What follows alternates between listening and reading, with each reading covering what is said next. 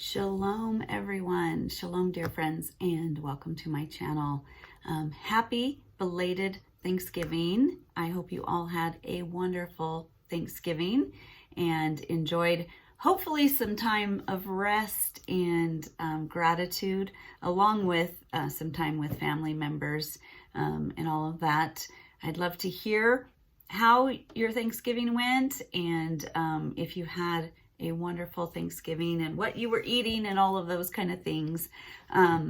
Let me know in the comments. But also let me know in the comments how your Bible study has been going since we did the How to Study the Bible.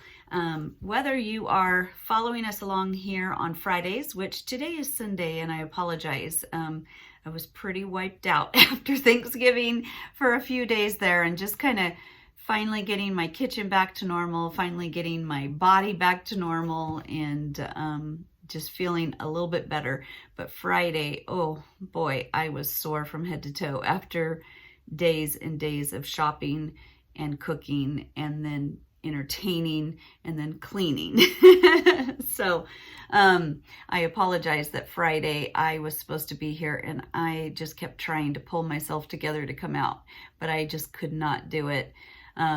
But I want to hear whether you're following us on Fridays or whether you are studying your own passage. Since we did the series on studying the Bible, what has been your favorite new tool or new idea of how you can study the Bible, and how has it changed how you're looking at the passage that you are studying at the moment? I'd love to hear that in the comments. Let's get a discussion going. The people in this wonderful group here are some of the smartest, most wonderful people, and they probably will have better comments than me. So get in the comment section and discuss all of the attributes of God and all His goodness and what you're grateful for, and how you're improving your dive into the Word of God. So let's get into, for this video, let's get into our passage.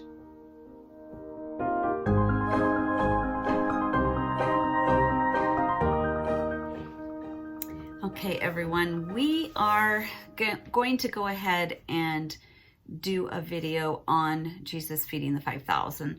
Now, when I was doing our How to Study the Bible, I kind of have throughout that entire thing talking about this passage, but I was trying to also be general and also do stuff for our study group, our Bible study group here locally. So I wasn't able to really go in depth, and so I wanted to kind of skim over that again and do a quick video on our passage. So those readings, and I will put it up on the screen, are going to be Matthew 14:13 through 21, Mark 6:30 through 44, Luke 9:10 through 17, John 6:1 through 15. Let me put it up and I'll be right back.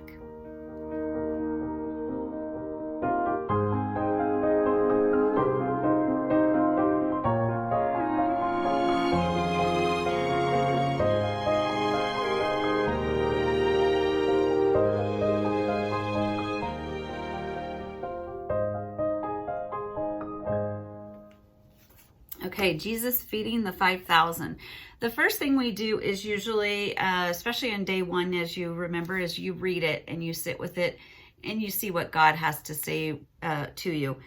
Today, I'm not going to read all 4 of those. I'm going to try to just read one. And I feel it was hard picking because each of them have a little different details. But I think I'm going to read the one in John. So let's flip to John 6:1 through 15. And I'll read that and then we'll pull some of the discussion from the others. John 6, verse 1. Sometime after this, Jesus crossed to the far shore of the Sea of Galilee. So that gives us the place. That is Sea of Tiberias. And a great crowd of people followed him because they saw the signs he had performed by healing the sick. Then Jesus went up on a mountainside and sat down with his disciples. The Jewish Passover festival was near. When Jesus looked up and saw a great crowd coming towards him, he said to Philip, "Where shall we buy bread for all these people to eat?" He asked this only to test him, for he already had in mind what he was going to do. Philip answered him, "It would take more than half a year's wages to buy enough bread for each one to have a bite." Another of his disciples, Andrew, Simon Peter's brother, spoke up. "Here is a boy with small barley loaves and 2 small fishes, but how far will they go among so many?" Jesus said, "Have the people sit down. There is plenty of grass in that place." And they sat down. About 5,000 men were there. Jesus then took the loaves, gave thanks, and distributed to those who were seated as much as they wanted. He did the same with the fish. When they had all had enough to eat, he said to the disciples, "Gather the pieces that are left over. Let nothing be wasted." So they gathered them and filled 12 baskets with pieces of 5 barley loaves left over by those who had eaten. After the people saw the sign Jesus performed, they began to say, "Surely this is the prophet who is to come into the world." Jesus, knowing that they intended to come and make him king by force, withdrew again to a mountain by himself. Okay, so one reason why I wanted to go ahead and do a video by itself of the feeding of the 5,000 is because I wanted a chance to be able to put some of the places and the faces, the videos that I like to do in the investigation part of this. And so I'm going to put in the description some great videos on Bethsaida.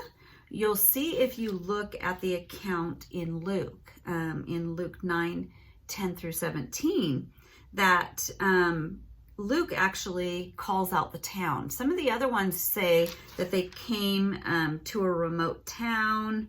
I'm trying to think how they recorded it. So only Luke actually names the town. Now, John, he says that it's near the far shore of the Sea of Galilee. So John is naming the Sea of Galilee, and it's also known as the Sea of Tiberias if you're looking that up for investigation purposes. But let's see, Luke is telling us it's Bethsaida.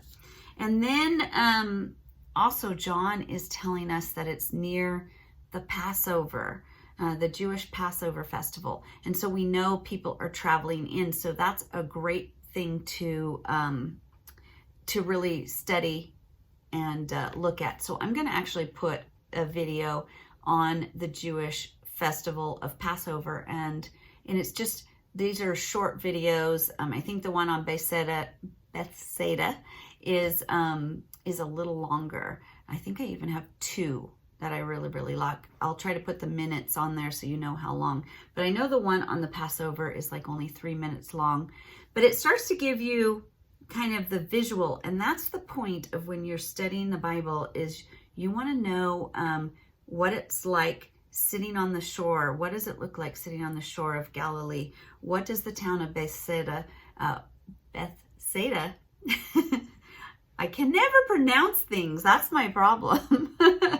But it doesn't matter, because when you look things up, one person pronounces it one way, one person pronounces it another way. So that's why I love the videos, is because they kind of get you mentally. You'll read that passage again, and now you'll be seeing the shores of the Galilee, and you'll see the town of Bethsaida. And then also there's some details in there you can look up about barley loaves and about what kind of fish were in the Sea of Galilee. stuff like that. So tell me in the comments, what you discovered, some of the fun investigation. Each of us are going to go a little deeper in one direction or another. So it's always fun, that last video I did in the series about sharing it is so important, because sitting down and discussing it with people, whether it be here on YouTube and just putting in the comments what you found, we all get to discover some different exciting things. So then, when you're going to dig deeper, you're looking for repeated words and stuff. I didn't really see so much repeated words in this, and so I kind of skimmed over that and past that. But the contrast and the conflict, that, and I spoke about it in one of the other videos, is that the conflict is that what's happening, if you look in context of how this passage is fitting into the rest of the Bible story, is first, Jesus is sending out all of his disciples into towns around them and telling them, to go and preach the gospel, and to go 2 by 2.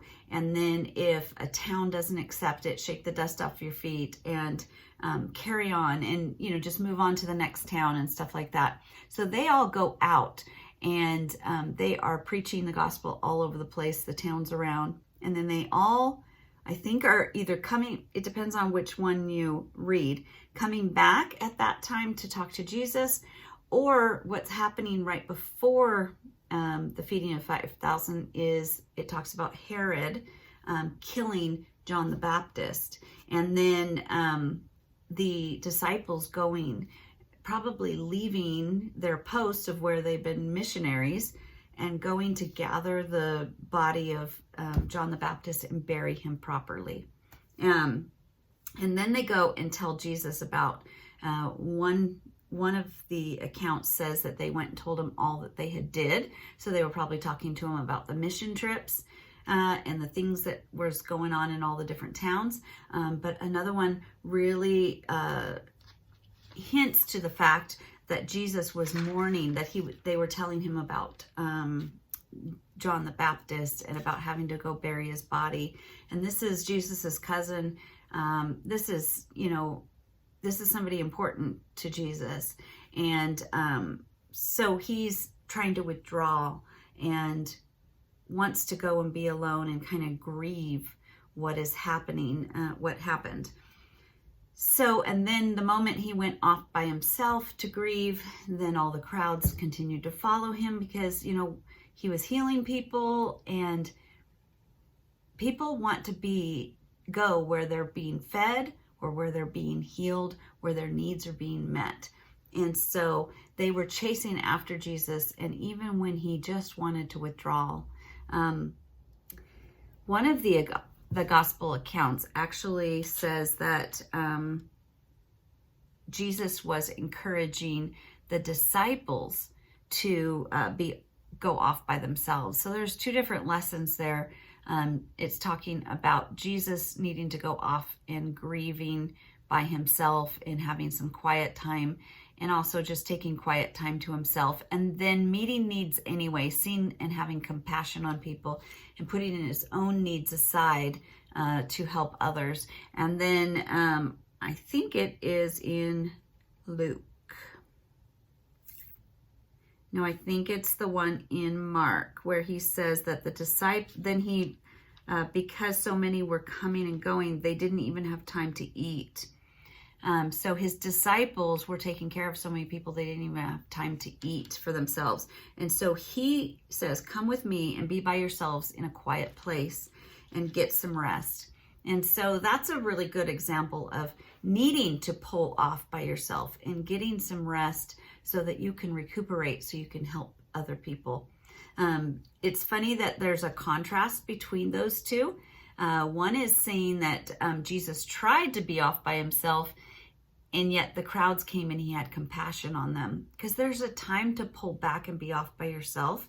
And then there's a time when you've got to act and move, even though you're tired, and keep helping and keep doing for others. It's interesting that in that same story, the two, I feel like God is all about the balance. There's times he tells us to get rest, and then there's times he tells us it's time to move. It's time to help people. And you don't want to be in one camp or the other all the time. There's a good balance of rest and helping. So those are some really good things, even for the Make It Personal section, when you're really looking at making this passage personal. It's what is God saying about rest, and what is God saying about helping others and having compassion. Also, looking for God. This one's easy to look for God because Jesus is God. So we can look at all of his actions and all of his attributes, and we can see that God is a compassionate, caring, loving. He meets our needs. There's so much about that we can look into this passage about on looking for God. We can make a list. We talked about that in some of the videos. One of the videos was on finding God, maybe making a master list of whenever you're in a passage, what are those attributes that you see, so that you can begin to build a case for who God is. So I would definitely put something like compassionate. I would put meets needs. I would put he cares for his disciples and their needs. That he also will take time when he was a human here on earth to rest his body. And just so many different things. Put in the comments what else you think that this passage says about God. The other little conflict going on is the fact that Jesus needs to be off by himself, but the crowds need him to be there. There's also the kind of contrast or conflict between the disciples really are like, send them home. We're all tired. You're tired. Send them home. They can find their own food. And Jesus meeting the needs anyway. Jesus wanting to meet their needs. There's a whole thing, if you look, one of the Gospels actually talks about Philip, I believe it is. Yeah, Philip.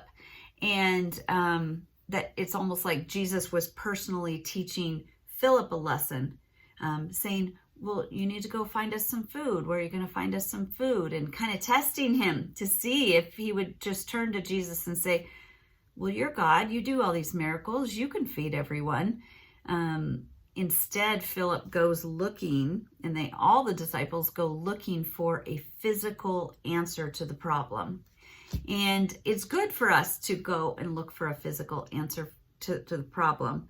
But often we miss the fact that there is a spiritual answer to our problems right in front of us.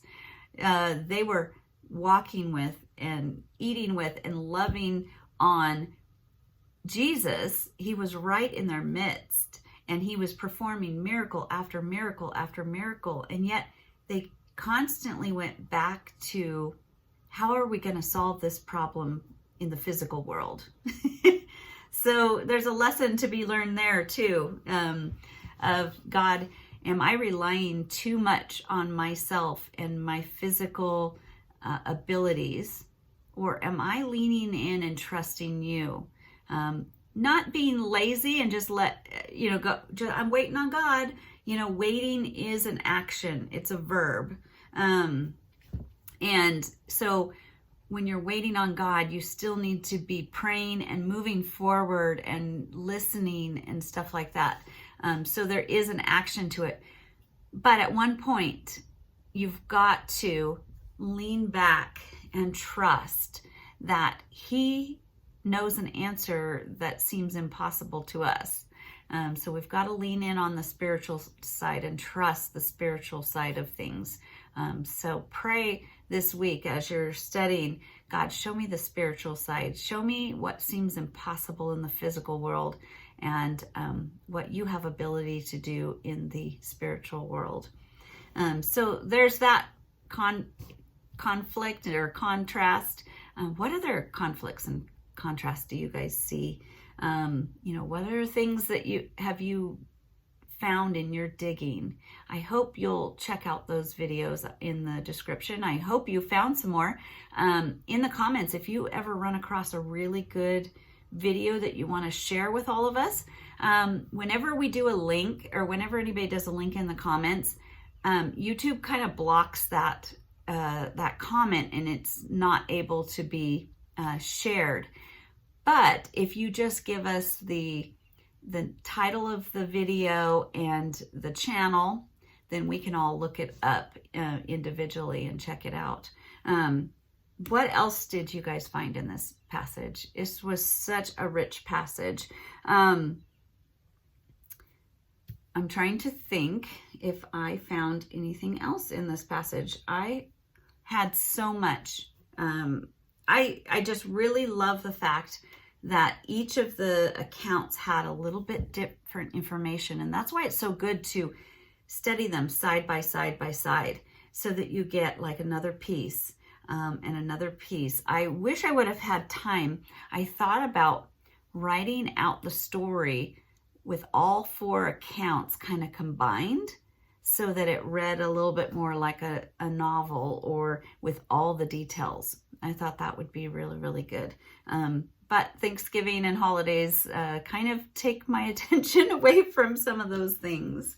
So anyways, that will be it for today, unless you can tell me anything more that you've discovered, anything more that is pretty awesome to you.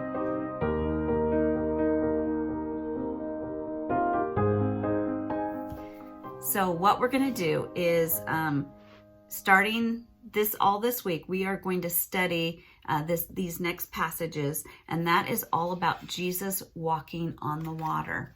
And that is found in Matthew 14:22 through 33, Mark 6:45-52, John 6:16 through 21. There are only 3 of the Gospels shared the story of Jesus walking on the water. So we'll read those this week. I'll put it on the screen right now.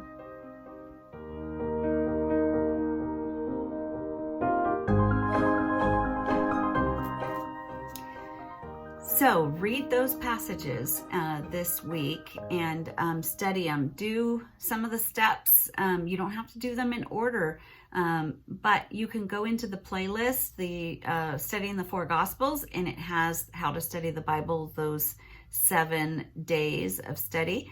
And also I have a separate playlist for how to study the Bible. So you can find those there. Write down some of the ways that you can study the Bible better, and try our passage of Jesus walking on the water.